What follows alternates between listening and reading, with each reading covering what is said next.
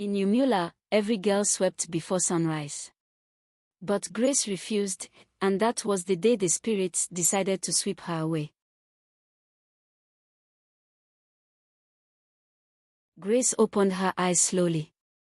The world around her was strange, a land covered in red mist that moved like breathing air. The ground felt soft, almost alive, and every step she took left glowing footprints. She looked around for her mother, but she was alone. "Where am I?" she whispered. Her voice echoed far into the distance, as if the air itself was listening. Then she heard the sound, shhhh, shhhh, the same sweeping noise that had haunted her nights. Shapes began to appear through the mist. Tall, slender figures with faces made of clay and eyes glowing faintly blue. They carried brooms made from dried reeds. Grace stepped back, shaking. "Who are you?" she cried. One of them spoke in a deep, calm voice. "We are the keepers of the dust. You are the one who mocked the broom, the hand that keeps the world clean." Grace trembled. "Please, I didn't know. I'll never refuse again." The spirit replied, "Words are easy, but the ground remembers your footsteps." Then, slowly, they began to circle her, sweeping the red earth with their ghostly brooms. The tallest of the keepers came forward. "You must face the trial of the broom," he said. "Only then can you return to your world." Grace nodded fearfully. He handed her a broom made of pure light. "Sweep this land until it shines. Only then will the gate home appear." Grace took the broom and began to sweep. But the ground was endless, stretching into the horizon. Every time she thought she was done, the dust returned. Hours passed. Her arms ached, and her tears mixed with the dust. "I can't do it anymore," she cried.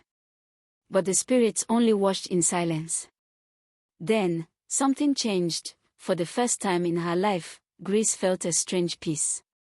The more she swept, the more she realized that the act itself calmed her heart.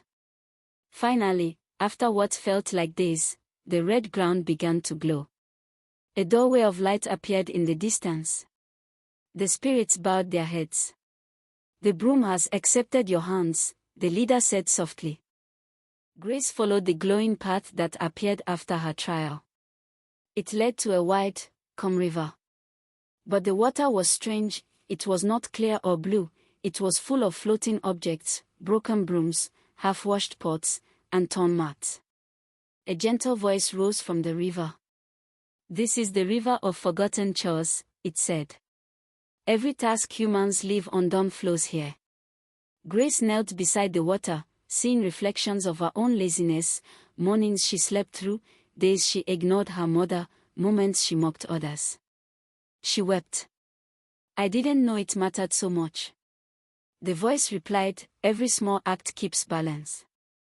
When humans neglect duty, something else must do it, and the spirits grow weary." Grace dipped her broom of light into the river. The water shimmered, and the broken objects began to mend themselves. Slowly, the river cleared. "You are learning," said the voice. "But one last test awaits you." When Grace reached the end of the path, she found a tall gate made of woven straw, guarded by two silent spirits. They held brooms crossed before the doorway. "You have swept your pride away," one spirit said, "but to return, you must sweep the dust from your heart." Grace knelt and began to sweep again, not the ground, but her own thoughts. She remembered her mother's tired eyes, the elders' warnings, the laughter she made at their beliefs. With every memory, the broom glowed brighter. The spirit stepped aside, and the gate slowly opened. A warm breeze carried the scent of home, smoke from cooking fires, the rustle of palm leaves, the hum of morning life. Grace's eyes filled with tears. Before stepping through, she turned back and bowed deeply to the spirits. "Thank you," she said. The tallest one raised his broom and replied, "Keep sweeping, and the ground will always bless your path." Then she stepped through the light. When Grace opened her eyes, she was lying in the middle of her compound. The villagers stood around her, gasping in shock. Her mother ran to her, crying, "Grace. My child, you're alive." Grace sat up slowly. The ground beneath her was spotless, as if the wind had swept it for hours. She reached for the old broom lying beside her and held it close. "I have work to do," she whispered. From that day on, Grace became the cleanest, most hardworking girl in Umuola. Every morning, before the sun rose, the sound of her broom filled the air. The villagers began to say, "Grace's compound shines like gold." Even old man Daniel smiled whenever he passed by. And sometimes, when she swept in silence, a soft breeze would blow, carrying faint laughter, gentle and kind. Grace would smile and whisper, "I'm still sweeping." My friend's daughter. A month after Grace's strange return, the village of Umuola prepared for the Festival of Clean Hands, a celebration of work and cleanliness that honored the spirits of the land. The elders decided Grace should lead the festival. At first, she refused. "I'm not worthy," she told her mother. "I disrespected the very broom that now blesses me." But Mama Ruth smiled. "That's why you must lead, my child. The one who falls and rises again teaches others how to walk." On the day of the festival, Grace stood in the village square wearing white cloth and carrying a new broom made from golden straw. She led the children in sweeping the streets, singing songs of gratitude. Her laughter filled the air like birdsong, and even the elders joined in. That night, the air glowed softly as the villagers danced around fires. Old man Daniel lifted his voice, saying, "Let this day remind us, the broom is not just for dust. It sweeps away pride, laziness, and forgetfulness." Grace bowed her head as the villagers clapped. For the first time, she felt peace deep in her heart. One afternoon, a little boy named David came to Grace's house. His face was dirty, and his hands were covered with dust. "Auntie Grace," he said proudly, "I don't sweep either. It's boring." Grace looked at him and smiled sadly. "Come, let me tell you a story," she said. She took him under the mango tree, the same one where her trouble had begun, and told him everything, the whispers, the moving brooms, the spirits, and the lessons she learned. David's eyes grew wide. "Did that really happen?" he asked. Grace nodded. "Yes. Laziness might look small, but it can grow into something powerful. Every time we clean, we protect the world from disorder." The boy went home silent that day. The next morning, the sound of his small broom echoed through the village.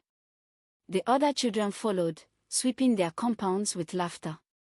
From that day, Grace became a teacher, not by words alone but by example.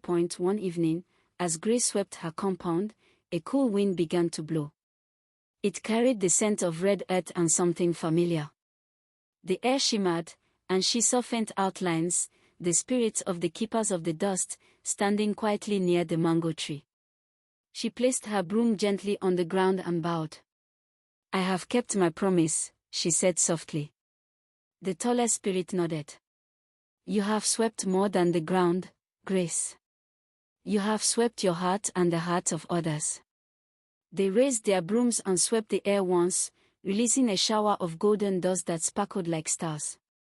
"The world remembers you," the spirit said.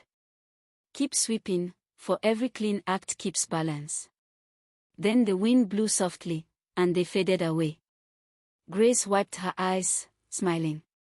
"I will sweep until my last day," she whispered.